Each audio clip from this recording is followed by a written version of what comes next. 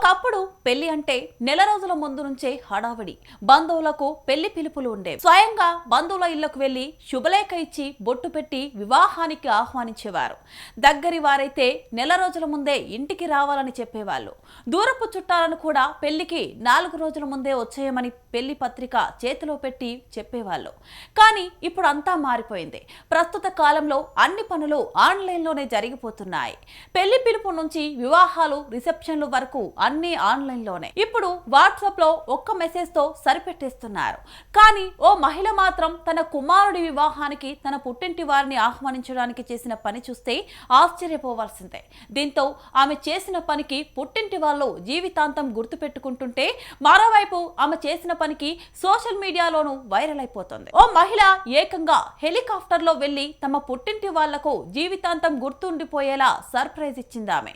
అయితే ఆమె పుట్టినిల్లు ఏ పక్క రాష్ట్రంలోనో పక్క దేశంలోనో లేదు, జస్ట్ 25 కిలోమీటర్ల డిస్టెన్స్ లోనే ఉంది. ఈ ఘటన హర్యానాలో జరగగా సోషల్ మీడియాలో వైరల్ అవుతోంది. డీటెయిల్స్ లోకి వెళ్తే, హర్యానాలోని గురుగ్రామ్ చెందిన పింకీ అనే మహిళ తన పుట్టింటి వారిని ఎప్పటికీ గుర్తుండిపోయేలా తన కుమారుడి వివాహానికి ఆహ్వానించాలనుకుంది. తన ఊరికి 25 కిలోమీటర్ల దూరంలో ఉన్న పుట్టింటికి హెలికాప్టర్ లో వెళ్లి తన అన్నదమ్ములను ఆహ్వానించింది. తన కుమారుడు రోహిత్ దాహియా వివాహ ఆహ్వానం అతని మేనమామలకు ఎప్పటికీ గుర్తుండిపోయేలా చేయాలనుకున్న పింకీ హెలికాప్టర్ ను అద్దెకి తీసుకొని బౌదా ఖుర్ద్ గ్రామంలోని తన పుట్టింటి ముందే శుభలేఖలతో ల్యాండ్ అయ్యింది. ఒక్కసారిగా ఇంటి ముందు ఆగిన హెలికాప్టర్ ను చూసి ఆశ్చర్యపోయిన ఆమె తల్లిదండ్రులు, కుటుంబ సభ్యులు ఆమెను పూల బుకేలతో సాదరంగా ఆహ్వానించారు. ఇక హెలికాప్టర్ ను చూసేందుకు ఆ గ్రామస్తులంతా అక్కడికి చేరుకోవడంతో సడన్ గా వాతావరణం అంతా సందడిగా మారింది. డిసెంబర్ 11న తన కుమారుడి వివాహానికి రావాలని తన పుట్టింటి వారిని ఆహ్వానించింది. ఈ ఘటన స్థానికంగా చర్చనీయాంశంగా మారింది.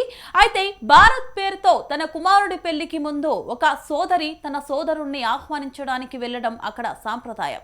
ఆ తర్వాత సోదరుడు సోదరి ఇంటికి వెళ్లి వాళ్లకు బాత్రూమ్ లో బహుమతి ఇస్తారు. ప్రస్తుతం ఈ వీడియో వైరల్ అవుతుండగా పుట్టింటికి మంచి సర్ప్రైజ్ ఇచ్చామని నెటిజన్స్ కామెంట్స్ చేస్తున్నారు.